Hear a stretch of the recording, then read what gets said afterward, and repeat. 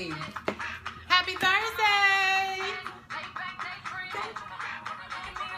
We need to get a dance routine, LB. We're gonna have to. We could do that with the little girls. I'm B. Hey! Welcome to lunch at the Loft. Are y'all sharing? Y'all know the routine. Come on now. And now move it. Hey! When I do it.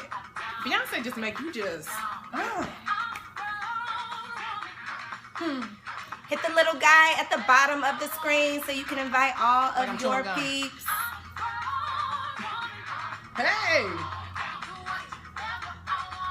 We can do this one. Y'all Hey, dancing y'all. in your cubicles. You dancing in the car, baby. Just what I'm going. Who is here today? Hey! Is that Victoria? Hey! I can do what? Where my grown women? Hello. Happy Thursday, Periscope peeps. And welcome to Lunch at the Loft. I am Koereyelle. And I'm LB. And we are super excited that you are here for episode 3. Wow. I know. It's about to be February. The year is gonna fly by, just like every other year. But we are super excited that you are here. Each and every Thursday, you can catch us live, 12 noon Eastern Standard Time. We wanted to catch you while you are in your cubicle, sitting in your car, feeling like you want to curse your boss out. We want to be that motivation, that empowerment, that inspiration to get happy. You always have something to be happy about.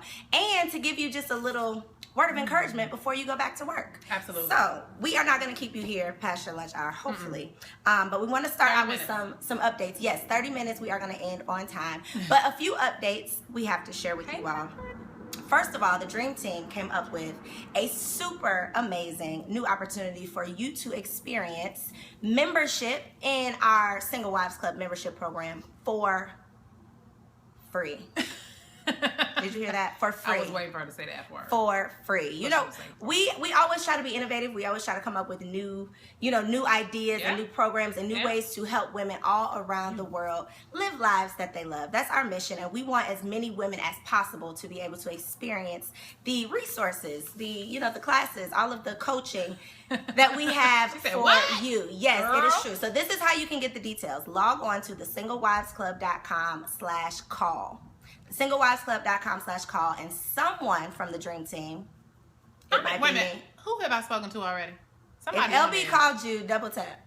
If LB texts you, double tap. Where you at? We've been calling, telling people the great news. Because, again, like we said, we want as many women as possible to be able to experience these resources. Because we've realized that women all around the world, we all got issues, first of all. We all need support, and we all need to help one another. And so we want to make sure that we are helping you, too. So the singlewivesclub.com/call, somebody will be calling you. And then the other super amazing, super exciting announcement is that in less than 2 weeks, less than 2 weeks, we are heading to NYC. Yes, the Big Apple. We will be in your city February 10th for the kickoff of the Work 101 World Tour. Did you hear that? Did you hear that? Not city tour, not block tour, world tour, baby. World tour, baby. World tour, baby.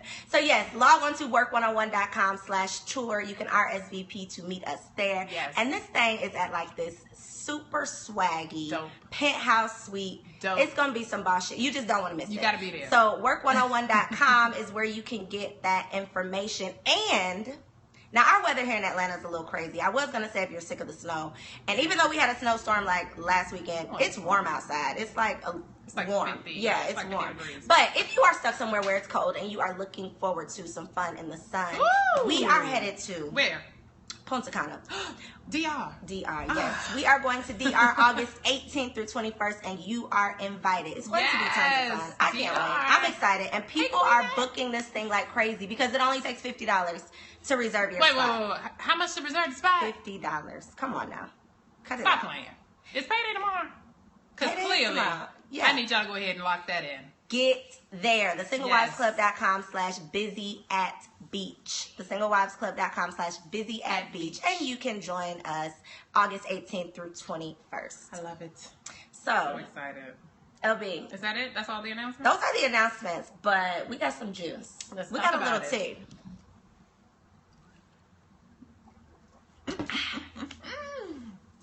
Should I start? Yeah. Okay, which one? Okay, let me start with... Okay. Rudy. Sips tea. Okay. Y'all know Rudy. Keisha Knight Pulliam, right? Who's she married to? Do you guys know? It's not Bud. It's not Bud. It's not Bud. Oh my God. Y'all, okay, look. This may be a little late, but let's talk about it for a minute. Because there's so much confusion going on right now. If anybody kind of loves Rudy like I do, I'm confused. Because last time I checked, she was dating... Tigger. But how all of a sudden you engaged and you done married Ed Hartwell, is it? Somebody totally different. So let me tell you why I'm so confused. I've actually not necessarily met her, but we've been at an event and she was talking about Tigger, her love for him. She went to one of his little radio spots where for the Cobb County schools, they were together, all on her Instagram page. Tigger. Very public relationship. Very public. Then all of a sudden, somebody else pops in the picture. Now, I just don't know what the transition is. She's married her best friend. And she married her best... You know I didn't marry my best friend. Like, I know that's really cute to say. I'm just going to be totally honest with you. I did not marry my best friend. My best friend, her name at the time was Olivia. And anything I want to share with her, I can share with her. But I think it's just really cute how all of a sudden your best friend is your husband. But anyway, I mean, sometimes you do, but in my case, I did. So then what are you to do as a single woman? Are you supposed to keep your business a secret, or are you supposed to have a public relationship? That's the question. Well, she is a public figure, so it's kind of hard to keep a private, a public figure's life private. However, for single women out there, I guess I'm just curious, and I was asking this with Corey before we came on today. Do you not post pictures of somebody you're just dating? I personally say hell to the no. I'm not, you don't get to, I think that is like privileged information. I was about to say my friends barely know, but I think I'm a little extreme. But I do also believe, I'm definitely Beyonce with my business. But this is the thing. Once you let people in, then they feel like, you owe them an explanation. Or when you break up, you have to make a public announcement, or people have to be updated. But that's what she said. She said, live your life. Don't be so caught up on her picture perfect. I think she said picture perfect relationship or something, picture perfect situation. Don't be all on her page trying to figure out what happened. So I'm like, does she delete the pictures of Tigger, or do we just see the transition in the story? I'm just curious. I think you gotta go the Beyonce way. Like, if you don't want to have drama, if you want people to stay out of your business, keep them out altogether. But you can't invite them in and then say get out. Yeah, you can't do that. It doesn't work. Well, I mean, congratulations to the happy couple who appeared, and they had a nice small ceremony in her house. And because we just can't prove whether or not her and Lisa Wu were friends, we just won't even talk about that. But anyway, speaking of other shocking news, right? And this is some shocking, great news. So shout out to Tyra Banks, who had a baby boy. Do we still say had a baby boy? Well, she wasn't pregnant. She didn't give birth to a baby boy. She wasn't pregnant. But she has a baby boy son now. She wasn't pregnant. She had a surrogate, which is a whole nother topic. We could talk. How old is Tyra? The entire she's in her, what, 40s? Like I believe mid-40s. I think she's early 40s. Early? But she's been posting about how, this is just a joyous occasion because they prayed about it. It took so much work to get to this point. And for all for all the women out there who are, who have Tyra fertility issues. Early 40s. There we go. Yep, 42. Yeah. She's just blessed to see this moment. So I think I'm always here to hear about those stories. But then we don't know about her situation. Was she unable to conceive? She said. So then, that's the way to go. Congratulations. I think she was ready. Would you ever be a surrogate for someone? My sister asked me to be one for her if she ever decided. And let me tell you why. Would you do it? Her ignorant behind said she don't want to lose. She don't want to mess up her body. Okay, Beyonce. Beyonce had her baby. Beyonce you know what? Blue. Don't do that to Queen. Beyonce had blue. No, and in fact, speaking of blue, 1 + 1 = 2. I think I heard Don't that take this for word. I don't know. I think I heard somewhere. She thinks she heard. I think I had heard somewhere that Beyonce might be pregnant. Beyonce might be expecting number 2. She look a little round about the mid. Yeah, she looks a little area. And anybody who's ever been pregnant know what that little first couple of months look like. So if that's the case, congratulations. Also, another baby watch. Another baby watch we're on the lookout for is Black China and Rob. Okay, yeah, you're gonna have to give me this one, baby, because I'm confused. So the world is confused. Like it's a whole bunch of confusion. So apparently Black China and Rob Kardashian are dating now. You know, this is they put a bunch of subliminal messages on Instagram. Him hugged up. This is the beginning. He posted a picture of her with a car seat, talking about she was gonna be the only one to carry on the Kardashian name. Now think about that. Think about that, because all the girls. They ain't got no chance. But if Rob Kardashian had a baby with Black China, the nemesis, the enemy, what would that do to the family? Wow. I am excited to see how this is going to play out. I have to say, I really hate to be messy. However, this is a family, I know y'all love Kim K, but, I just feel like you can't do people wrong and win for the rest of your life. You might win right now, but in the long run, it's gonna come back to you, because Kim K, that was your boo. Her and Black China were like best friends. Jeez Louise. Y'all ain't right. She done made it back in the family. Y'all ain't right. She coming back through. That's the power of a woman, child. Speaking of the power of a woman, shout out to Amber Rose, Twitter fingers. Have you seen LB? I'm just telling you. All right, so we're gonna table this because LB can't talk about it, but y'all go check out Amber Rose and Kanye's latest beef. Oh God. All right. Okay. So you all are here for the good stuff, and it's time to get into the good stuff. Let's get into it. Today's show topic. We have a live studio audience today, by the way. Clap it up in the back. In the back. There it is. All right. So today's topic is your fear is a what? Liar. It's full of shit. It isn't real, and it doesn't ever tell you the truth. Ever. Yes. Literally, like any feeling that you have that comes up that gives you a bunch of excuses or reasons why, that's coming from a place of fear. Yes. Every single emotion, every action, every intention either comes from faith or fear. Yes. You cannot operate in both at the same time.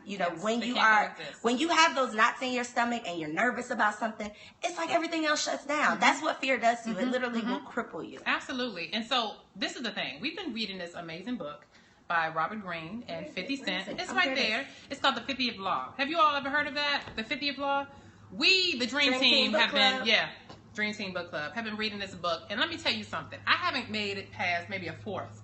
And I'm already so inspired, so empowered about this life that we're living. Like, you have to truly understand that fear will stop you from living your best life yet. Fear, right now, a lot of people right now, where you are, you're experiencing fear. Meaning you know that you are not living to your fullest potential. You are in this position and you feel like, okay, I need some type of security. We talked about that in the first show. Security. I don't know what to do. I'm afraid. All of those excuses, like Koereyelle said, they stem from some form of fear. Fear does not mean shaking in your boots. Fear means, staying at that job because you scared to leave. Because you're afraid you don't know where your next check gonna come. Staying in that relationship when you know. Staying in a relationship that you know is not adding any value to your life. Fear will stop you from truly, again, living a purpose-driven life. And so I wanted to share just a few things that I've learned on this journey about my fear. And I promise you, this book right here, please definitely go get this book. I love the cover and all that. Says, thank you, Vivi. I appreciate that. Fear nothing. Okay, here we go. We hear that though, KD. We hear fear. Ain't nothing to fear but fear itself. But come on now. Tell me how to overcome it. And this is what I want to share with you all today. The first thing you have to do when it comes to fear is confront it. Write that down. Confront fear. Meaning, is it the relationship area that you're fearing? Are you afraid that you're going to be hurt? Do you not trust anybody? Were you married and you got divorced and you feel like all men or, married men cheat? Whatever it is, your fear, confront it. Finances. You may not believe this, Koereyelle. But although we say we want more money, a lot of us are afraid to make more money. Absolutely. Because we're so used to managing paycheck to paycheck. I can manage that. But when I get more money, how do I manage that? It's a fear there. Sometimes we say we want more money, but be honest with you, you're comfortable with being broke. You're comfortable with it. Because if you weren't, you'll be doing something about it. It's just like the job thing. 9 times out of 10, you're not just scared to quit. You really don't want to work as hard as you're going to have to work as an entrepreneur. That's what's really keeping you in that cubicle. Oh, yeah. Because you know what it's going to take, and you just don't want to do it. You want to be comfortable. Let me tell you something. Entrepreneurship is probably one of the hardest decisions and tasks that I have partaken in. Like, this is the hardest thing because I have no safety net. I have nothing to rely on. I don't have to worry about checking into that job and being there at 8 o'clock or whatever the case may be. So make sure you confront your fear. You have to. Confrontation, a lot of times we don't want to do that. Well, we want everything to just be cool. Think about it. You want to be comfortable. You want to be in this comfort zone. You want to know everything that's happening. Confront it. Like, get bold. That's where your power comes from. First and foremost, confront your fear. Secondly, Koereyelle just said it. You got to choose. Is it going to be faith or is it going to be fear? They cannot coexist. They will not coexist. You're either operating in faith, right? Faith is the substance of things hoped for, the evidence of things not yet seen. You are operating in faith or you are operating in fear. You have to make a decision right now. Choose today. Are you going to go back to work with the same mentality, without a plan to leave? We told you how to quit your day job. Didn't we tell them? We did. I thought we did. Go back and catch the replay. Or to quit that relationship that's no longer serving you. Exit plan, right? Exit strategy. So choose. Either you're going to operate in faith or you're going to operate in fear. Okay? And then lastly, conquer it. You have to conquer fear by taking action. Everything that I do, one thing I love, I think one of my biggest fears is speaking in front of people. Like, y'all don't believe that either, do you? Public speaking? Have y'all heard LB speak? No, public speak. Yeah, I'm glad. I got you food. Let me tell you something. I've learned that on this journey of life, fear doesn't go anywhere. Fear is a natural emotion that we feel. It will not go anywhere. So that's what I'm telling you to choose. Either you're going to live a life of fear or you're going to live a life of faith because it's going to be there. But when I confront my fear, when I choose faith, and when I conquer it and take action, that fear goes away. You're not afraid I wasn't writing my first book? I don't know about you. It's work 101. But I was afraid. I didn't know what people were going to say. I was afraid of rejection. I was afraid of the reviews. What if I failed? What if you start that business this year and it fails? It's going to be a good lesson learned. And I love that you said that it's never going away, because I was watching, so y'all know I don't really watch TV, but I did catch an episode of Christina Milian's show. Found out she's a Libra. We're very much alike. But she talks about how she has gotten so far with her career because she has been able to overcome fear. She said that's all that she's been doing this entire time is overcoming fear. And I just thought that was so profound, because we think that, you know, these celebrities, once you get to this certain status or you have this certain amount of money or you have enough experience, that the fear is going to go away. Just every day is going to be easy. Even Beyonce needs Sasha Fierce to get on stage. Hello. Beyonce. Even Beyonce needs an alter ego to get on stage. Oprah is afraid. Queen, baby. Queen. You see that? Queen, baby. Queen, baby. Oprah is afraid. I mean, everybody gets scared. It's something that is not going to go away. So like you said, your only choice is to figure out how to face that fear. Yes. You feel it, because you're going to feel it, and then move forward anyway. You have to do it anyway. Katie, that is so key. If y'all don't take anything else, feel the fear and do it anyway. When I step on stage and I'm about to speak, this weekend I'm going to something. I'm going to a church. I'm speaking at the church, to the congregation. When I step on stage, I already know, first of all, I get nervous. I get that butterfly feeling, but I have to channel that. At that moment, I have to choose. Am I going to operate in faith and know that what I'm saying, I believe in, truly believe in, know that these people need to hear this, whatever it is I need to say? Or am I going to choose fear and back down and say, you know what, well, that crowd's too big. Let me not. Because what I realize is that everything that we want for you, everything we're experiencing is outside of our comfort zone. You got to be comfortable with being uncomfortable. Yes, you have to be comfortable with not knowing how it's going to turn out. Just trusting and having faith that everything is going to work together for your good. Everything you want is on the other side of everything that you don't want to do. Ooh, say that again. Say that again. One more time. Everything that you want is on the other side of everything that you don't want to do. The things that I put off and procrastinate on, those are the things that you're afraid of doing. Look at your to-do list. Look at your calendar, your journal, and all the stuff you said you were going to do. All of those things that you've been procrastinating, you just put it on the next day. All right, I'm going to do it next week. That is what you are afraid of. And the biggest change, the biggest shifts, the biggest transformations in your life come when you face that fear. And you do that thing that you did not want to do. And usually, not even usually, always, every single time, it's way easier than you thought it was going to be. Like, we psych ourselves out. True.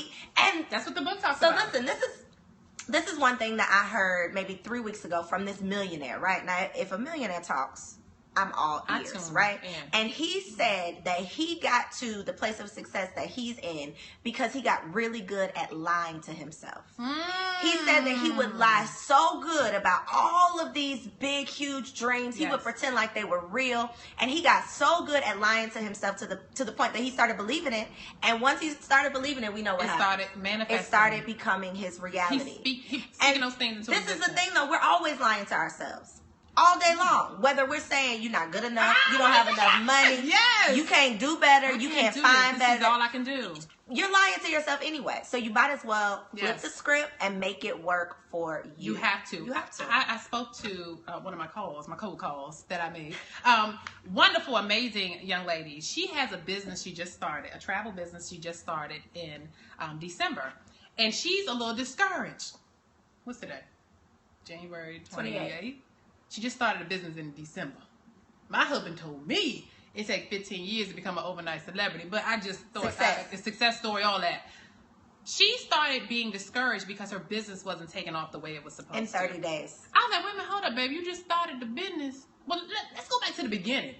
Why did you join this type or start this type of business, this travel agency? What did you think? Yeah, what were your intentions? What were your intentions? Because you know what happens? We see a lot of people doing things. They're making a lot of money. And I think you just talked about that. And hold on, I'm coming back to her, but let me talk about you. You just sent that in the email. One of your businesses, this is the business lady over here, serial entrepreneur.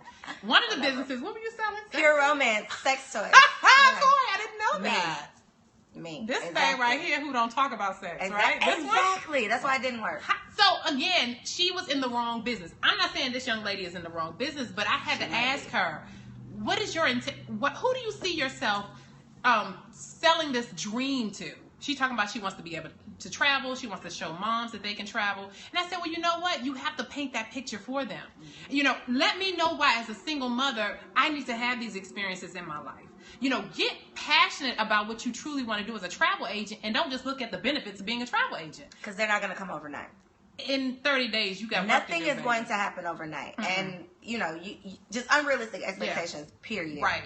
And that's where fear can stem from as well. Exactly. You know, unrealistic. She was being unrealistic. And I told her, if you put the time and energy into it, be devoted to becoming one of the best travel agents for single mothers that's out there. So this is the other thing, too, that we get in a habit of doing. And I think women more so than men, we let other people's fears keep us complacent. We let other people's fears and doubts and worries and ideas and beliefs keep us in this little tiny box. Our moms, our college professors, your mentors, your coaches.